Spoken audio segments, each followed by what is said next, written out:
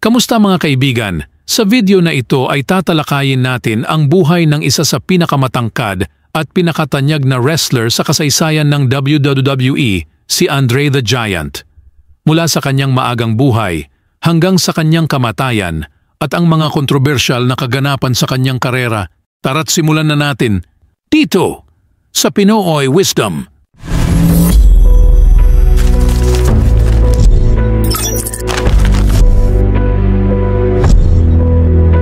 Si Andre Rene Roussimoff, na mas kilala bilang Andre the Giant, ay ipinanganak noong Mayo 19, 1946 sa Grenoble, France.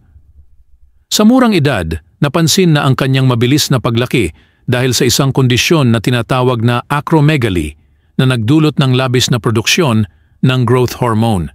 Dahil dito, umabot siya sa taas na 7 talampakan at 4 na pulgada. Sa kabila ng kanyang tangkad, naging masigla at masayahin siya sa kanilang maliit na baryo sa Mollien. Sa edad na 17, nagsimula si Andre sa professional wrestling sa France at iba pang bahagi ng Europa.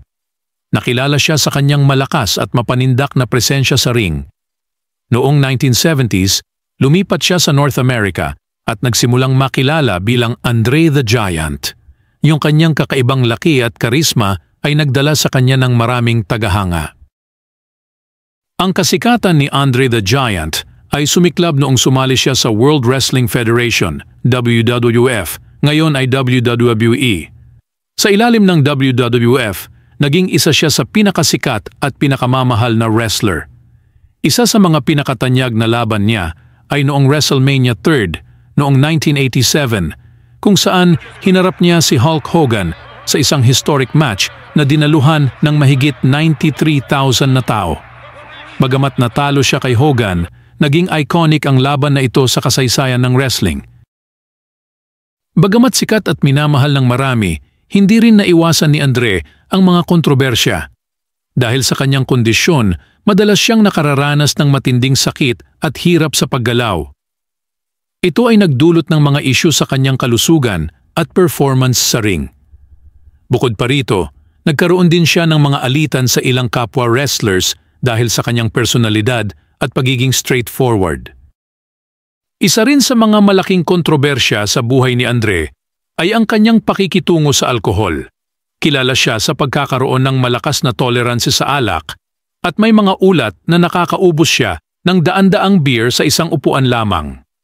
Bagamat ito ay naging bahagi ng kanyang persona, nagdulot din ito ng mga isyu sa kanyang kalusugan. Sa huling bahagi ng kanyang karera, patuloy na lumaban si Andre the Giant sa kabila ng kanyang lumalalang kondisyon. Noong 1992, dahil sa kanyang kalusugan, nagpasya siyang magretiro mula sa aktibong wrestling. Sa kanyang pagretiro, siya ay nagpatuloy sa pag-arte sa pelikula at telebisyon, kabilang ang kanyang iconic na papel sa pelikulang The Princess Bride noong 1987. Noong Enero 27, 1993, si Andre the Giant ay pumanaw sa edad na 46 dahil sa congestive heart failure habang nasa Paris, France para sa libing ng kanyang ama. Ang kanyang pagpanaw ay nagdulot ng matinding kalungkutan sa buong mundo, lalo na sa mga tagahanga ng wrestling. At dito nagtatapos ang ating kwento tungkol kay Andre the Giant, isang wrestler na nagbigay buhay at excitement sa mundo ng professional wrestling. Ang kanyang kakaibang karakter at presensya sa ring ay nag-iwan ng malaking marka sa kasaysayan ng WWE.